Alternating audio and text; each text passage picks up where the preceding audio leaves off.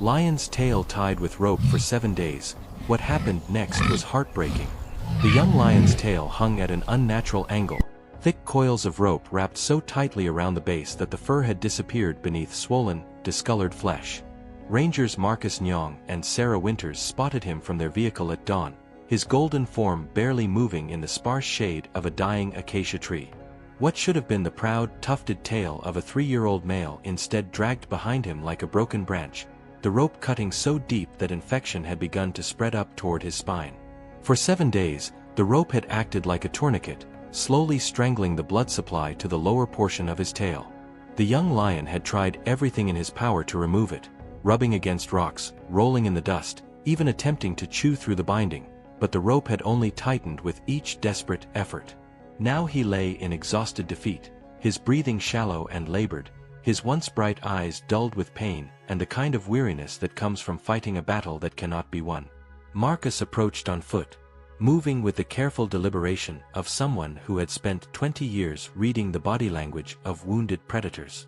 The lion's ears flicked toward the sound of footsteps, but his head remained pressed against the earth, too weak to lift it more than a few inches. There was no growl of warning, no flash of teeth, just the resigned stillness of a creature pushed beyond the limits of endurance. The rope appeared to be synthetic climbing cord, thick and unforgiving, likely dropped by careless hikers or deliberately set as some cruel trap. It had been tied in multiple knots, each one pulled tighter by the lion's struggles over the past week.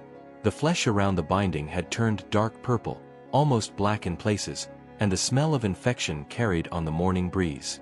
Sarah radioed for the veterinary team while Marcus observed the lion's condition from a respectful distance. The young male's ribs showed clearly beneath his coat, evidence that he had been unable to hunt effectively with the painful hindrance. His pride, if he had one, was nowhere to be seen. Most likely they had abandoned him when he could no longer keep pace, following the harsh but necessary laws of survival that govern wild lions. The rope had cut so deeply that bone was visible in places where the binding met flesh. Each slight movement sent fresh blood seeping from the wounds, staining the dust beneath him dark red. The lion's breathing came in short, panting gasps, his pink tongue hanging slightly from his mouth as he fought both pain and the fever that had begun to set in from the spreading infection. When Dr. Elena Rodriguez arrived with the veterinary equipment, she took one look at the extent of the damage and made the difficult decision to sedate the lion immediately. The rope had to be removed, but the process would require surgery and possibly amputation of the damaged tissue. The young male's eyes followed her movements as she prepared the dart gun, and in that gaze lay something that struck deeper than the physical wound, a kind of bewildered hurt that seemed to ask why his world had become filled with such inexplicable suffering. "We'll help you, brave boy," Dr. Rodriguez whispered as the sedative took effect. The lion's eyes closed slowly, and for the first time in 7 days, his body relaxed completely, the constant tension of pain finally giving way to the mercy of unconsciousness. Under the makeshift surgical tent, Dr. Rodriguez began the delicate process of freeing the lion from his 7-day prison. The rope had become so embedded in swollen tissue that distinguishing between cord and flesh required careful examination under magnification. Each fiber had to be separated with surgical precision, the work made more challenging by the infection that had spread through the surrounding tissue like poison through water. The veterinary team worked in careful synchronization, Marcus holding the lion's powerful hind legs steady while Sarah monitored his vital signs. The sedation kept him deeply unconscious, but his body still carried the memory of pain, muscles twitching occasionally as Dr. Rodriguez's scalpel worked to free individual strands of rope from the infected wound. The smell of antiseptic mixed with the harsher scent of necrotic tissue, creating an atmosphere heavy with the gravity of what they were attempting. As the first section of rope came away, the true extent of the damage became clear. The cord had cut through skin, muscle, and connective tissue, creating a groove that circled the tail like a noose. Below the binding point, the tissue had turned black, starved of blood for so long that cellular death had set in completely. The lion's tail, which should have been strong and flexible, hung limp and lifeless, the nerve pathways severed by days of constriction. Dr. Rodriguez paused in her cutting, examining the tissue with the kind of clinical assessment that carries its own weight of sorrow.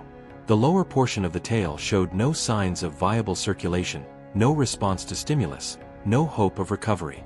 The rope had done its work too thoroughly, creating damage that extended far beyond what could be repaired. The choice that lay before them was not whether to save the tail, but how much of it could be preserved while ensuring the lion's survival. The rope removal continued with methodical care, each strand requiring individual attention as Dr. Rodriguez worked to avoid further damage to the healthy tissue above the binding site. Some sections had grown into the flesh so completely that they seemed part of the lion's anatomy, requiring careful dissection to separate synthetic fiber from organic matter. The lion's breathing remained steady under anesthesia, but each discovery of deeper damage seemed to weigh heavier on the team gathered around his unconscious form.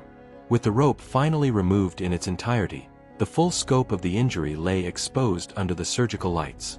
Nearly 8 inches of tail showed no signs of life, the tissue cold and unresponsive to touch. Blood flow stopped abruptly at the point where the rope had done its work, creating a clear demarcation between living tissue and dead. The infection that had begun to spread upward into healthy areas would continue its destructive path if the necrotic tissue remained attached. Dr. Rodriguez cleaned the wound thoroughly, irrigating it with saline solution that ran pink with diluted blood and the debris of destroyed tissue.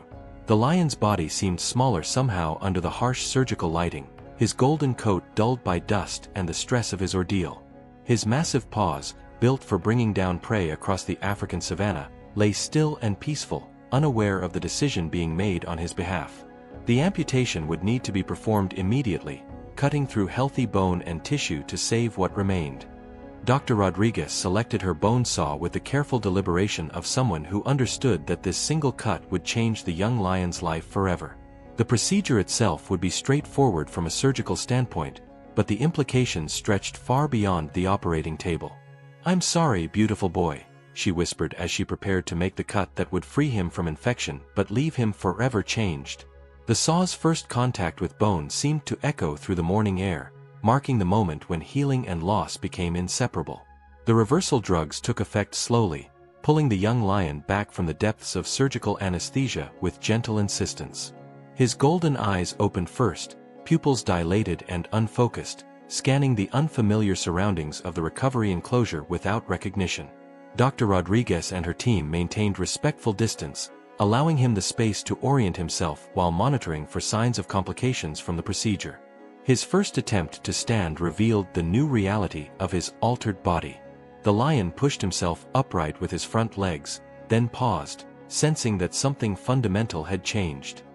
He turned his head to look behind him, and in that moment of discovery, the weight of what had been done, what had to be done, settled over the entire rescue team like a heavy blanket of sorrow.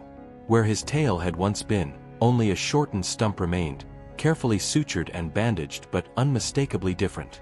The lion stared at the truncated appendage for long seconds, his head tilted in what could only be described as confusion. He moved his hindquarters slightly, testing the strange new sensation of diminished length, the absence of the familiar weight that had always helped him maintain balance. The moment that broke every heart present came when he attempted to swish his tail in the instinctive motion lions use for communication and balance control. The abbreviated movement ended abruptly, leaving him off-kilter and clearly bewildered by the unfamiliar physics of his own body. His ears flattened slightly against his head, not in aggression, but in the kind of uncertainty that comes from discovering the world has fundamentally changed while you slept. Yet what followed demonstrated the remarkable adaptability that allows wild animals to survive against impossible odds. After several minutes of careful exploration, testing his new center of gravity, the lion took his first tentative steps. His gait was awkward initially, the loss of his tail's counterbalance requiring him to relearn the basic mechanics of movement. But with each step, subtle adjustments occurred, his powerful muscles compensating, his body finding new ways to maintain equilibrium. Dr. Rodriguez watched with tears streaming down her face as the lion slowly circled the enclosure, growing more confident with each circuit. His shortened tail no longer dragged in the dust, no longer caused him pain, and gradually his walk began to approach something resembling normalcy.